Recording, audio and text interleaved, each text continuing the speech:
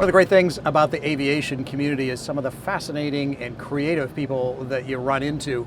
And with us today in the Pilot Lounge is Anthony Nolly, who is, well, definitely one of those people who's very creative and talented and known to many of us because of the Aviator television show. But of course, now he's also doing a lot of other fun and creative stuff. So Anthony, welcome to the Pilot Lounge. Thanks for having me. Yeah, it's great having you here.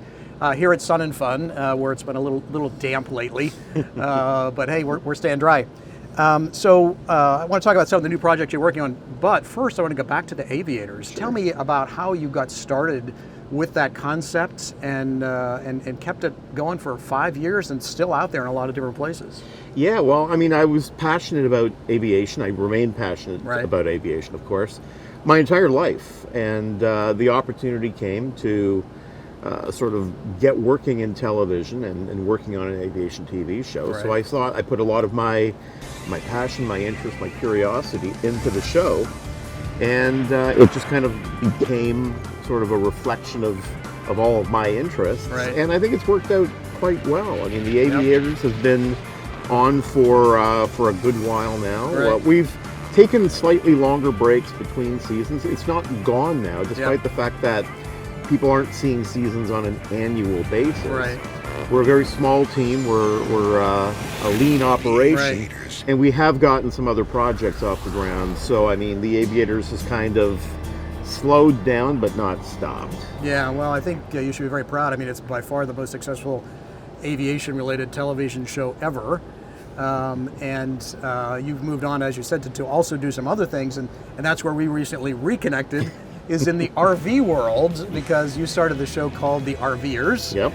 And I got into RVing recently, a couple of years ago, and so we kind of reconnected and talked about that. And I found it fascinating as I've gotten into RVing, the intersection between aviation and aircraft ownership and RVing and RV ownership.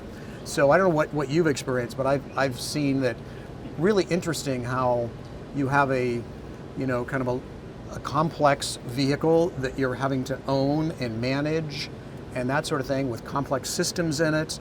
And so as I've been learning RVing, I've connected it a lot to owning an airplane all these years. So I don't know what your experience has been, or what I know you talked to a lot of other pilots too, whether you've seen that intersection or not. I have seen that. There's a lot of overlap between aviation and RVing. Not so much that you'd see it apparently or you'd be necessarily looking for it, but it kind of works out that way. There's a lot of complex systems in there that you have to be familiar with. Right. And you need to know everything about your aircraft. And you should ideally know everything about your RV, otherwise you'll be spending a lot of money and having a lot of out-of-service time waiting for things to be repaired.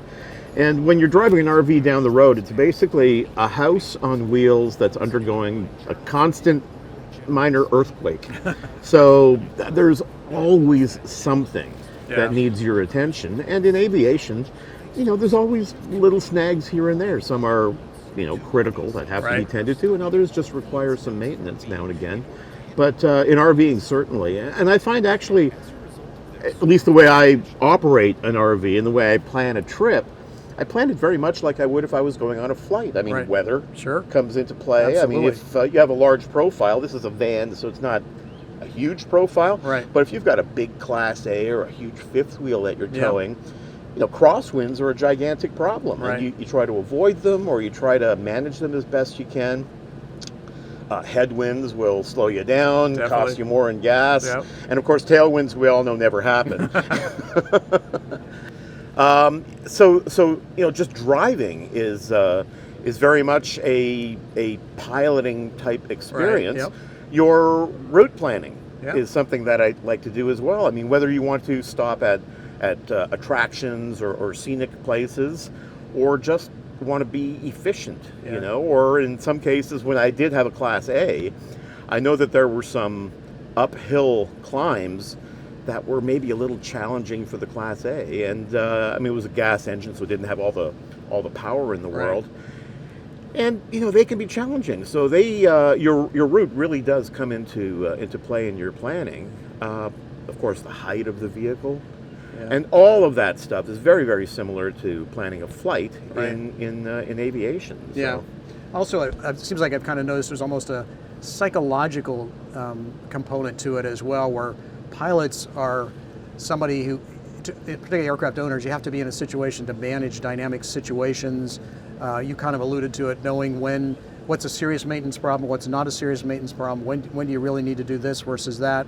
And the same thing in the RV world. It's like, I think people who have never opened the hood of their car probably are not going to have a great RV experience, because, as you said, you need to understand the systems, or at least have an awareness of them. And if you've always just taken your car in for service whenever the light comes on, it feels like you're probably somebody who's not curious enough about the systems to necessarily be a successful RV owner. Maybe I'm wrong. I can tell you, I'm not a real handy guy. Okay. And my aircraft mechanic, when I tried to do things on my own, I would eventually give up because, Right. I'm smarter than that, I guess. And then I would bring the aircraft to my mechanic, and he'd go, "Who's been working on this?" Me. So I'm not particularly handy, but I'll tell you, in an RV, you have to be. You have to at least learn basic things and Right. start being handy. If you're not a wrench turner, you're going to become one to some Right. extent, because you're going to be out of service otherwise. Yeah. I mean, period. That's the way it is. So Yeah. it's probably a useful trait for aviation as well. The fortunate thing is, at least knock on wood, you don't have too many potentially life-threatening situations in an RV like you would in an airplane.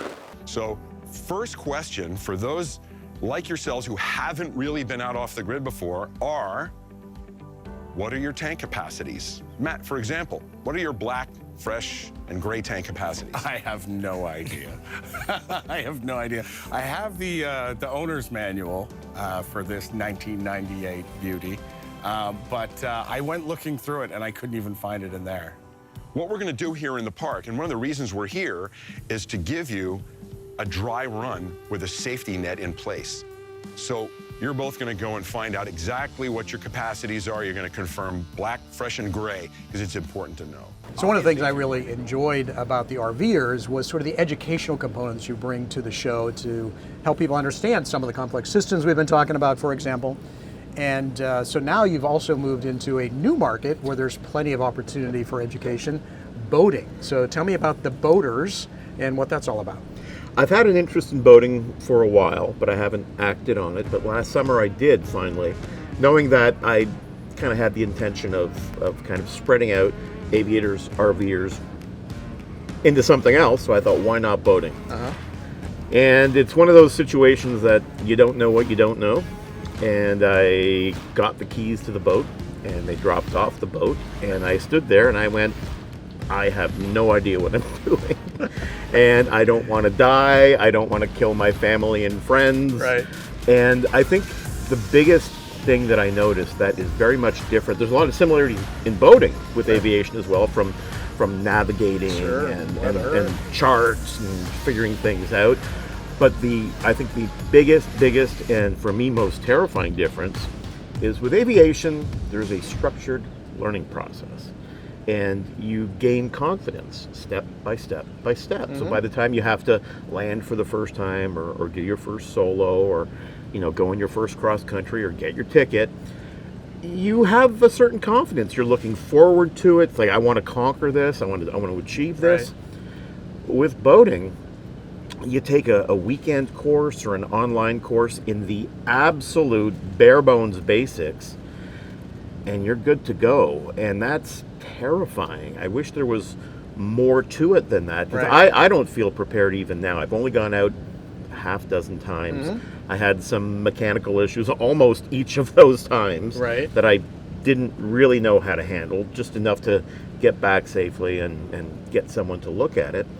But I think from an educational aspect, with all of the shows really, I'm addressing them truly from the perspective of someone who requires and desires that knowledge myself. Right. And I'm hoping that other people out there can benefit from the way I'm acquiring that knowledge, and the potholes that I'm stepping in and tripping over and making a fool of myself doing.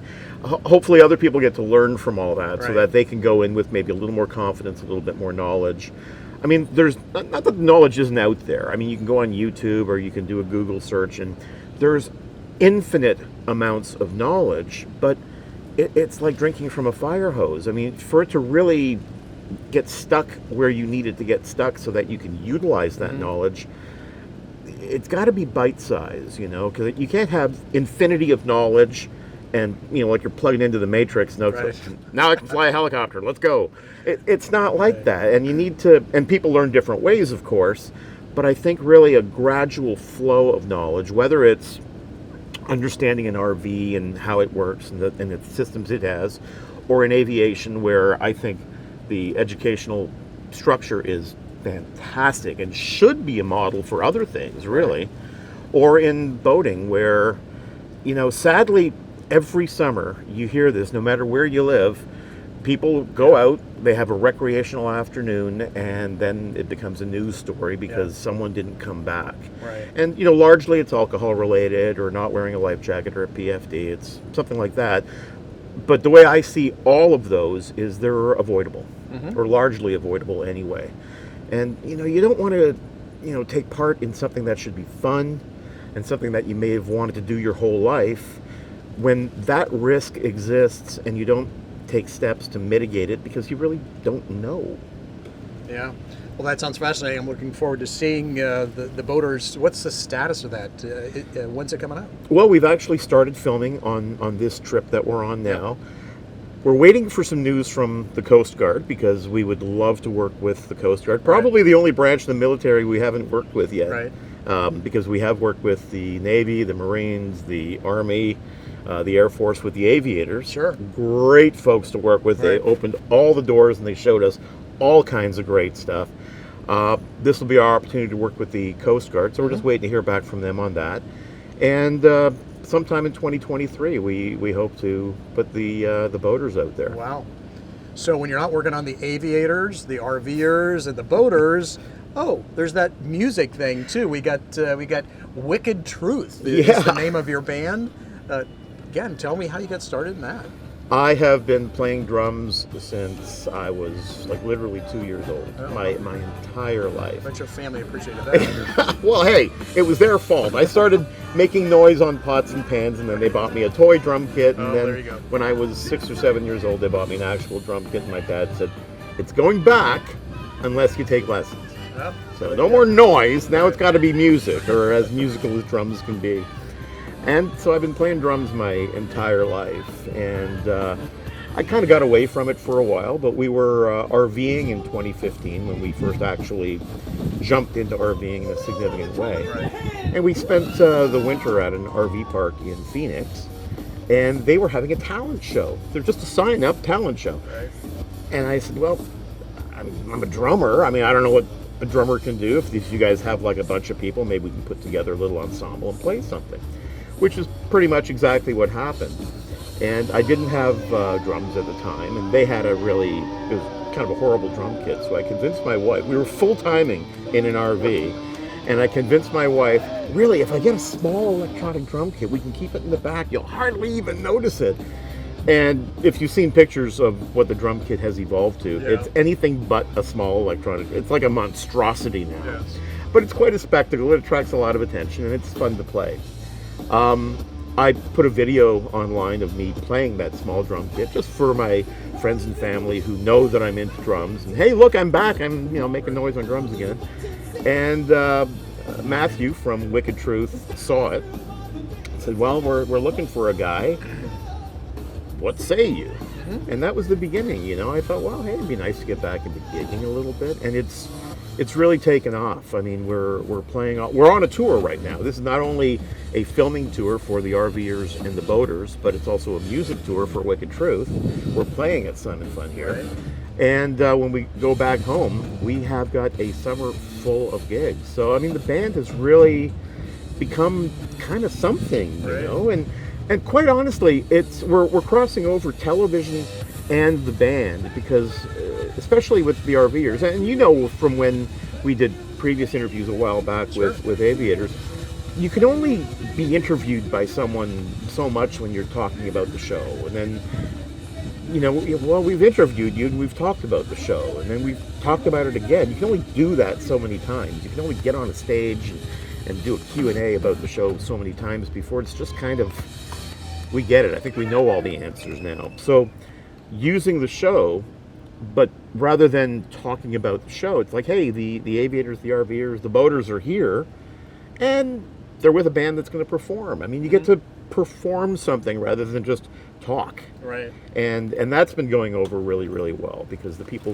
really enjoy the music. Sure. And then we mentioned that we happen to be there with the whatever TV show we happen to be filming. We get some stuff done, we meet some people, we shake some hands, we answer some questions, but it's really more about the entertainment at that point. So rather than just promoting, Right. it's sharing music, because who doesn't like music? Yeah, absolutely. So you have kind of like 4 full-time jobs you do all at the same time. Yeah. Yeah, all right. So where can people find out more about the shows and that sort of thing? Where do they go? Theboaters.tv. Okay. TheRVers.tv. Oh, wow. TheAviators.tv. .tv? Oh, You how about got that? it, exactly. Wow. With the band, it's wickedtruth.ca. Okay. Little different. Yeah. All right. Well, Anthony, thanks so much for taking some time with us. It's always fun to catch up with you. Good luck with all the projects you got going on. I'm sure you're going to be very successful. Thank you very much, Tom. All right.